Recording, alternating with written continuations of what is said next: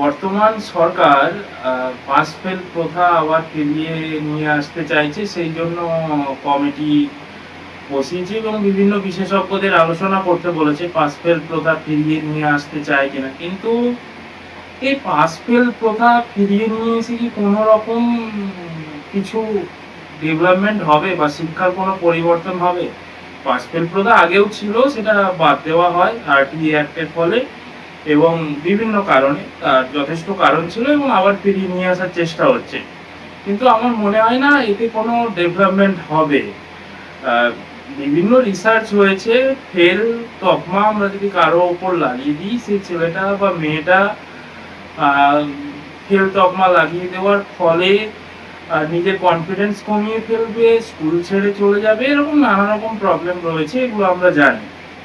কিন্তু আমরা যদি বিশ্বের যারা স্কুল এডুকেশনে বিশেষ করে বা বিদ্যালয় শিক্ষায় এগিয়ে রয়েছে যে সমস্ত দেশগুলো, যেরকম Finland, Japan, Canada, Switzerland, Estonia, সেসব দেশগুলোর বিদ্যালয় শিক্ষার ব্যবস্থার দিকে তাকাই, তারা পাস ফেল নিয়ে এত মাথা ব্যথা করেই না। বরং তারা যেটা নিয়ে ভাবে সেটা হচ্ছে টিচারের কোয়ালিটি এবং ফরমেটিভ এভালুয়েশন। আমাদের যেমন আরটিআই একটা বলেছিল সিসিইর কথা, কন্টিনিউয়াস অ্যান্ড কিউমুলেটিভ এভালুয়েশন, সেটা থিওরিটিক্যালি বলা হলেও কন্টিনিউয়াস অ্যান্ড কিউমুলেটিভ এভালুয়েশন ঠিকভাবে এক্সিকিউশন হয়নি। তার কারণ সেখানেও ওই মুখস্থবিদ্যা, কতগুলো প্রশ্নের উত্তর লেখা, এইভাবে ফরমেটিভ এভালুয়েশন হয় না। আর আমি যে সমস্ত দেশের নামগুলো বললাম যারা বিদ্যালয় শিক্ষায় উন্নত, সেই সমস্ত প্রথম 5% বা প্রথম 10% মেধাবী ছাত্রছাত্রী যারা, তারা শিক্ষকতার পেশায় যুক্ত হন। আর আমাদের দেশে যাদের কিছু করার থাকে না, আলটিমেট বয়স হয়ে যাচ্ছে আর কিছু পাচ্ছে না, তারা গিয়ে টিচিং প্রফেশনে যান। তো তার অনেকগুলো কারণ রয়েছে। হতে পারে এখানে বেতন বেশি নেই শিক্ষকতা পেশায়, বা মান সম্মান, এখন আর শিক্ষকতা পেশাকে কেউ সম্মান দেয় না। তো সেই জন্য হয়তো ব্রিলিয়ান্ট মাইন্ড যারা, তারা শিক্ষকতা পেশায় আসেন না। তো গভর্নমেন্টকে এমন কিছু ব্যবস্থা করতে হবে যাতে ব্রিলিয়ান্ট মাইন্ড যারা, তারা শিক্ষকতা পেশায় আসেন। কারণ ব্রিলিয়ান্ট মাইন্ড যারা, তারা প্রাইভেটে জব করছেন বা দেশ ছেড়ে চলে যাচ্ছেন এবং শিক্ষকতা পেশার থেকে বেশি বেতন, বেশি সম্মানযুক্ত জব করছেন। আমাদের শিক্ষকতা পেশায় সিনিয়রিটি বেসিসে প্রমোশন দেওয়া হয় বা বেতন বৃদ্ধি করা, তা কেন হবে? একজন টিচার যদি জুনিয়র হন এবং তিনি যদি স্টুডেন্টদের ভালো ডেভেলপমেন্টে কাজে লাগেন, তার বেতন বৃদ্ধি করতে হবে, তার প্রমোশন আগে হবে। অর্থাৎ কাজের ভিত্তিতে প্রমোশন, এই বিষয় যদি নিয়ে আসা হয় এবং স্যালারি যদি বৃদ্ধি করা হয়, শিক্ষকতার পেশার মান সম্মান যদি ফিরিয়ে নিয়ে আসা হয়, তাহলে ব্রিলিয়ান্ট মাইন্ডরা শিক্ষকতা পেশায় আসবেন এবং ব্রিলিয়ান্ট মাইন্ডরা আসলে তাদের মধ্যে অনেক ক্রিয়েটিভ চিন্তাভাবনা আছে, তারা সেগুলো প্রয়োগ করতে পারবেন। আমি সবার কথা বলছি না, অনেকেই রয়েছেন যারা ভালো শিক্ষক বা যথেষ্ট ব্রিলিয়ান্ট হওয়া সত্ত্বেও শিক্ষকতা পেশায় এসছেন অন্যান্য চাকরি ছেড়ে। কিন্তু এক পাল কম মেধা সম্পন্ন শিক্ষকের সঙ্গে থাকতে থাকতে তারাও তাদের ইচ্ছে শক্তি হারিয়ে ফেলেছেন যে ছাত্রছাত্রীদের জন্য কিছু করবেন। তো সেইটার অনেকগুলো কারণ আছে, গভর্নমেন্টকে সেটা ভাবতে হবে কি করে ব্রিলিয়ান্ট মাইন্ডকে শিক্ষকতার পেশায় নিয়ে আসা যাবে এবং কিভাবে তাদের ধরে রাখা যাবে। আর আমাদের শিক্ষকতার প্রফেশনের জন্য যে প্রফেশনাল ট্রেনিং, সেটা পুরোপুরি ভাঁওতাবাজি। বিএড, ডিএলএড এগুলো একটা টাকা কামানোর পথ হয়েছে, 2 বছর ছেলে মেয়েদের নষ্ট করে এবং শুধুমাত্র টাকা কামানোর জন্য, এখানে কিছুই শেখানো হয় না, বেকার। তো ম্যাকেন্সির ওয়ার্ল্ড ওয়াইড রিপোর্ট বলছে, তারা বলছেন একটা খুব সুন্দর কথা বলেছেন, তারা বলছেন যে কোনো দেশের শিক্ষা ব্যবস্থার মান সেই দেশের শিক্ষকের মানের থেকে কখনো ভালো হতে পারে না। তো এটা উল্টো করে বললে, আমাদের দেশের শিক্ষা অবস্থার বা স্কুল এডুকেশনের মান দেখলে বোঝা যায় শিক্ষকতার মান কেমন। তো যারা শিক্ষক হচ্ছেন তাদের এই নিয়ে ভাবতে হবে, কতগুলো কম মেধা সম্পন্ন মানুষ দুর্নীতি করে শিক্ষকতার পেশায় এসে টিচিং প্রফেশনকে এরকম অবস্থায় নিয়ে এসছে, যেখানে ছাত্রছাত্রীরা কিছু শেখে না। ছাত্রছাত্রীরা আজকে স্কুলে যায় না, কেন যায় না? তারা মনে করছে ইউটিউবে তারা যা শিখতে পারবে, অনলাইনে যা শিখতে পারবে, স্কুলে গিয়ে তার থেকে যথেষ্ট খারাপ শিখতে পারবে। আজকে আমাদের এডুকেশন পুরোপুরি কোচিং সেন্টার নির্ভর হয়ে উঠেছে, তার কারণ স্কুলে কিছু শেখায় না। তাদেরকে আলাদা করে কোচিং এ যেতে হয়। আর ওই সমস্ত দেশগুলোতে কোচিং সেন্টারের কোনো ব্যবস্থাই নেই, সবাই স্কুলেই শিখে যায় যা শেখার। আর একটা গুরুত্বপূর্ণ বিষয়, আমাদের গভর্নমেন্ট মাত্র 2.5 থেকে 3% জিডিপির মাত্র 2.5 থেকে 3% শিক্ষা ব্যবস্থায় খরচ করে। তাও সেন্ট্রাল গভর্নমেন্ট মাত্র 1%-এরও কম জিডিপির 1%-এরও কম শিক্ষা ব্যবস্থায় খরচ করেন। স্টেটগুলো নিজেদের মতো করে 2.5% 2% করে জিডিপির অংশ শিক্ষা ব্যবস্থায় খরচ করেন। এই নিয়ে মোট 3% খরচ করা হয়। যেখানে যারা বিদ্যালয় শিক্ষায় উন্নত, আমি যে সমস্ত দেশের নাম করলাম, সেগুলো জিডিপির প্রায় 6% শিক্ষা ব্যবস্থায় খরচ করেন। আমাদের এনইপিতে 6% খরচ করার কথা বললেও সেটা শুধুমাত্র ওই কাগজ কলমে থেকে গেছে, প্র্যাকটিক্যালি হয় না। যেমন এস্তোনিয়া দেশের কথা বললাম, এস্তোনিয়া তার প্রাইমারি এডুকেশন থেকে প্রথম ক্লাস থেকে কোডিং শেখায়। আর আমাদের এখানে শিক্ষকরাই কোডিং জানেন না, তারা শেখাবেন কি করে ছাত্রছাত্রীদের? কলেজ টিচাররাই কোডিং জানেন না, বিদ্যালয় শিক্ষায় তো দূরের কথা। বিদ্যালয় শিক্ষার্থীদের কোডিং স্পেলিংই অনেকে বলতে পারবে না। তো এইরকম একটা অবস্থা, সেই জায়গায় দাঁড়িয়ে পাস ফেল এলো কি ডাজন্ট ম্যাটার, ওগুলো দিয়ে কিছু হয় না। শুধুমাত্র আই ওয়াচ, একবার পাস ফেল তুলছে, একবার আসছে, এগুলো কিছু লাভ নেই। আর জনসাধারণও বা সবাই বলছে যে হ্যাঁ পাস ফেল নেই বলে আজকে শিক্ষার এই অবস্থা, বা ছড়ি পড়লে ঠিক সাইজ হয়ে যাবে, আমাদের সময় মার পড়তো। আরে মার ছাড়া আসলে অন্য কোনো ওষুধ জানা নেই বলে এই কথা বলছে। আঘাত শরীরে করে ভয় দেখিয়ে কুকুরের সার্কাসে কুকুরকে লাঠি দেখিয়ে যেভাবে শেখানো হয় বাচ্চাদের সেভাবে শেখানো হবে, এটা লং টার্মে সাস্টেনেবল না।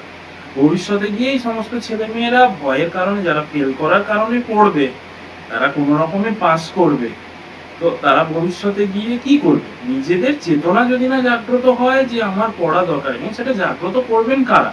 শিক্ষকরা। তো আঘাত শরীরে নয়, আঘাত চেতনায় হওয়া, এবং সেই চেতনায় আঘাত কি করতে হবে? তার জন্য প্রপার ডেভেলপমেন্ট, টিচিং এর প্রফেশনাল ডেভেলপমেন্ট দরকার। সব ভাঁওতাবাজি ডিএলএড করে কিচ্ছু হবে না। আর আমার মনে হয় না যে এই পাস ফেল ফিরিয়ে নিয়ে কোনো লাভ আছে। কারণ শিক্ষকরা তারা শেখার জন্য তৈরি। আজকে এই যে সমস্ত দেশে স্কুল এডুকেশন উন্নত, যাদের কথা আমি বললাম, সেই সমস্ত দেশগুলোতে যদি একটা বিষয় বেশ কয়েকজন ছেলে মেয়ে না বুঝতে পারে, টিচার সেটা নিয়ে হেডমাস্টারের কাছে যান এবং আলোচনা করেন যে এই টপিকটা বেশ কিছুজন বুঝতে পারছে না, কি করব? হেডমাস্টার বোর্ড মিটিং ডাকেন, অনেক শিক্ষক শিক্ষিকা একসাথে বসে সমাধান করেন কিভাবে ওই শিক্ষার্থীদের বোঝানো যাবে, সেটার ব্যবস্থা করেন। যেরকম মেডিকেল ট্রিটমেন্টে একটা ডিজিজ না ধরা পড়লে, একটা রোগ না ধরা পড়লে মেডিকেল বোর্ড বসে, যেরকম এডুকেশনে ওই সমস্ত দেশে বোর্ড বসে। আর এদের অ্যাসেসমেন্ট ব্যবস্থা উন্নত। এই যে continuous and cumulative evaluation, CC কথা আর কি বলেছে, আমি আগেই বললাম, এখানে সেই অ্যাসেসমেন্টও ভালো করে এক্সিকিউট হয়নি। কারণ ওই মুখস্থ করে লেখা ছাড়া আর কি আছে? ওটাই এভালুয়েশন নয়। এই সমস্ত দেশে প্রতিদিন ক্লাসের শেষে এভালুয়েশন হয়। যেমন শিক্ষার্থীদের টোকেন দিয়ে দেওয়া হয়, আজকের ক্লাসের মূল পয়েন্টগুলো এই টোকেনে লিখে দাও। সেখান থেকে শিক্ষক বুঝতে পারেন কারা বুঝতে পারছে, কারা ভালো বুঝতে পারছে না। যারা ভালো বুঝতে পারছে না, পরের দিনই তাদের রিমেডিয়াল ক্লাস দেওয়া হয় একটা স্ট্যান্ডার্ড জায়গায় বা ইকুয়াল জায়গায় নিয়ে আসার জন্য। আমাদের দেশে একে অপরের দেখে লিখলে পালন করা, এই অপরের দেখছো কেন? আর ওই সমস্ত দেশে বলা হয় যে তুমি সহপাঠীর সঙ্গে আলোচনা করে লেখো, দুজন তিনজন মিলে আলোচনার মাধ্যমে কি ক্রিয়েটিভ হয়। আর এখানে বিতর্ক, কুইজ, তাৎক্ষণিক বক্তৃতা, বড় বড় বা ভালো স্কুল এডুকেশনে যারা, তাদের এইসবের মাধ্যমে ফর্মেটিভ ইভালুয়েশন করায়। আমাদের দেশে তো এইসবের কনসেপ্টই নেই।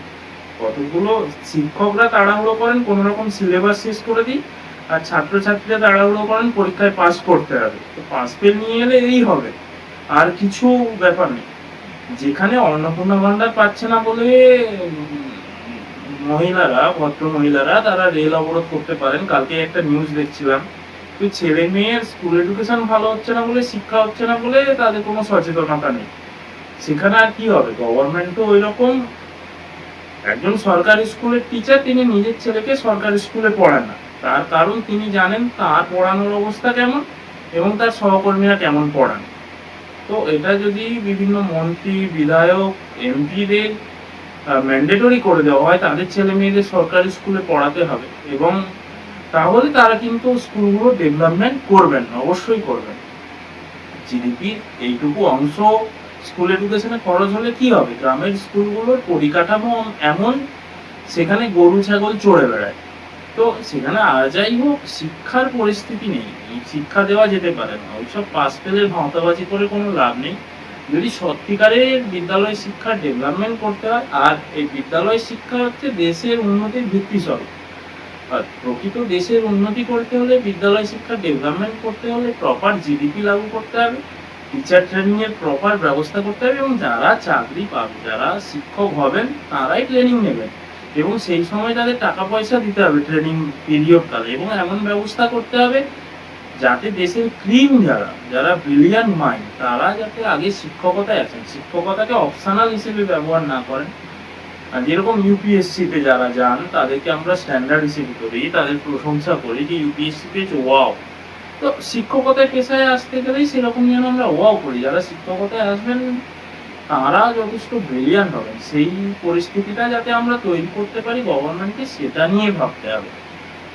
তাহলেই আমার মনে হয় প্রকৃত বিদ্যালয় শিক্ষার উন্নতি হবে। এবং আমি অ্যাসেসমেন্ট প্রসেস বললাম, তার সাথে কারিকুলাম বললাম না, তো বিভিন্ন দেশে প্রথম শ্রেণী থেকে কোডিং শেখানো হয়, সেই জিনিসটা আমাদের দেশে চালু করতে হবে। ব্রিলিয়ান্ট টিচার দরকার, এবং টিচিং প্রফেশনে যারা থাকবেন তারা ভাববেন শিক্ষার্থীদের কিভাবে উন্নতি করা যায়। তারা আর অন্য কাজ নিয়ে ব্যস্ত হবেন না। কখন ব্যস্ত হবেন না? যখন তাদেরকে সঠিক মাইনে দেওয়া হবে। কতগুলো দুর্নীতি করে যাকে তাকে শিক্ষা ব্যবস্থায় ঢুকিয়ে শিক্ষা ব্যবস্থার উন্নতি হতে পারে না। আজকে যিনি হেডমাস্টার স্কুলে, তিনি নিজেই নেতৃত্ব দিতে জানেন না, তিনি জানেন না কিভাবে মনিটর করতে হবে, কিভাবে এভালুয়েশন নিতে হবে, কিভাবে কারিকুলাম ডেভেলপমেন্ট করতে হবে। তো টিচাররা কি করবেন? তো আলটিমেট এরকম ব্যবস্থা চলছে, এটা দিয়ে উন্নতি করা খুবই কঠিন ব্যাপার। সবাইকে সচেতন হতে হবে, এবং গভর্নমেন্টকে ব্যবস্থা করতে হবে স্কুল শিক্ষা ব্যবস্থার যাতে উন্নতি হয়। কারণ স্কুল শিক্ষার উপর নির্ভর করবে আগামী দিনের শিক্ষা ব্যবস্থা। কলেজে গিয়ে টিচাররা কান্নাকাটি করছে যে অক্ষর জ্ঞান নেই, কলেজে চলে এসছে। ভাবা যায় স্কুল শিক্ষা ব্যবস্থা বা বিদ্যালয় শিক্ষা ব্যবস্থা কিরকম হয়েছে? প্রাইমারি এডুকেশন থেকে আমরা যদি না তৈরি করতে পারি, বড় হয়ে কিছু করা যাবে না। এখন তো আবার এআই চলে এসছে, সেটাই আমরা কারিকুলামে নিয়ে এসে প্রাইমারি এডুকেশন থেকে যদি শেখাতে পারি, আলটিমেটলি ইন্ডিয়ার ডেভেলপমেন্ট হবে। তার আগে ওই যে বললাম, টিচাররাই জানেন না, শেখাবেন কি? আর টিচার এডুকেটর যারা, বিএড ডিএলএড ট্রেনিংকে আমি ভাওতাবাজি বলছি, শুনতে খারাপ লাগলো, এটাই সত্যি। কারণ যারা ট্রেনিং দেন, যারা টিচার এডুকেটর, তারাই কিভাবে ট্রেনিং দিতে হবে জানেন না। তো শুনতে খারাপ লাগলে এটাই সত্যি। আপনারা এদিক ওদিক তাকাবেন, নিজেরাই বুঝতে পারবেন। জানি এখানে অনেক সমালোচনা আসবে, কিন্তু যা সত্যি তাই বলতে হবে। আর উন্নতি করতে হলে তার অনেকগুলো প্রসেস রয়েছে, সেটা নিয়েও আমি আলোচনা করতে পারি কিভাবে উন্নতি করা যায়। আর যারা টিচার হবেন তাদের সাইকোলজিতে, বিশেষ করে স্টুডেন্ট সাইকোলজিতে একটা বড় দক্ষতা থাকবে। এখানে ওই বিএড ডিএলএড এ কোনো রকম এডুকেশন সাইকোলজি টুকটাক করে ওই দিয়ে টিচার হওয়া যায় না, আর যাই হওয়া যায়। স্টুডেন্টদেরকে প্রপার বুঝতে না পারলে, তাদের কার কোথায় দুর্বলতা ধরতে না পারলে পড়াবেন কি করে?